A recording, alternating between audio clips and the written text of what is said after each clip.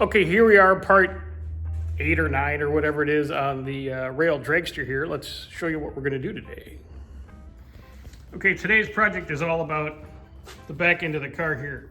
The brakes and differential, you have to figure out what's going on with this coupler. There should be a piece here that connects the trans output to the rear differential, which is Bluetooth right now. Non-existent, figure out that. We're gonna pull a diff apart, see what gears are in it, check everything out, triple check everything. Once we get everything put back together, we'll make the brakes work, because right now they do absolutely zero. And so we'll see what's going on with this master and these brake lines and whatnot.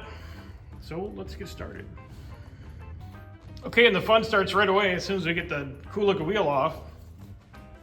You see what we have here for a brake setup, but it's spaced out from the rotor with like these aluminum spacers. It's got the right studs, everything like that, that's all correct. Had the wrong lug nuts in it, as you can see, because they gacked the wheel. These are magnesium, so that's a no-no. So that's not right, and this isn't right. So let's keep going. Okay, because we have to pull the axles. To get the axles off, we have to pull the calipers. Now that the calipers got hard lines running from the master over to this side, these were pretty much just finger tight, so they were never sealed up. But if you kind of look and see how this line is, let me get it in the camera. It's just hanging here. It's not secured to anything, just flopping around, so it could rub on the seat, the chute, the rear diff, everything like that. So that's all got to be addressed when we put this back together, because this is definitely not safe, and you definitely don't want to use these copper lines in a real race car safety situation. So again, more stuff that's just got to get changed. And more fun, the caliper bolts. All right, that's how tight they were. Not, a baby could have taken all these apart. So this, they say this car was, built, restored to run and nostalgia class and up to spec, and it's bullshit. This thing would have killed everybody. All right, let me keep going. And this was their idea of, restored to run using mismatching hardware to hold your brake calipers on. And the caliper itself, good thing there was no fluid in it, because there's no pads. So basically there's just, like your Bluetooth coupler here, you also have Bluetooth brake pads. So yeah, more fun.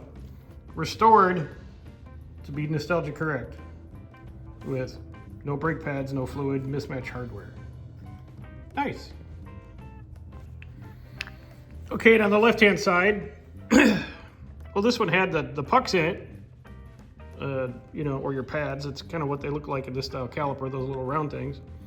But as you can see by they were wearing on the rotor. But again, no fluid, no anything, nothing. So this is all going to have to be gone through and leak checked and new inserts and everything else.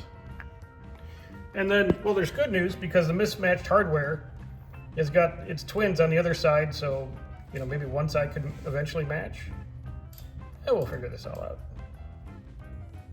All right, moving along, our next job is to take the axles out of the center diff so we can pull the third member out of the diff and see what kind of gears are in here, and replace that lock differential with an open carrier, because that's the style that you need for this type of vehicle with this vintage, to make it drive straight and not go crazy. So there's these 4 hex head bolts, which are, as you can see, way too long, holding this caliper backing plate onto the axle housing. We need to take those off, remove that, and that's what, in theory, is holding this axle in. Once we get those off, we can slide the axles out and see what other kinds of mysteries are waiting for us here. Okay, folks, fun continues. Got the axles out. They're nice and short. Mostly in good shape on the first inspection.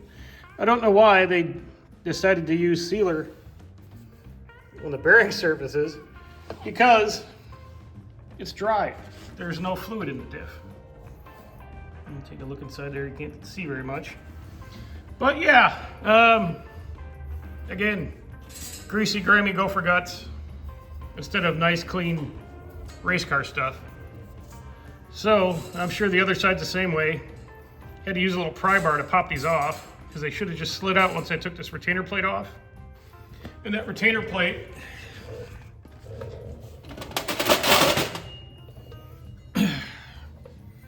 beveled on one side.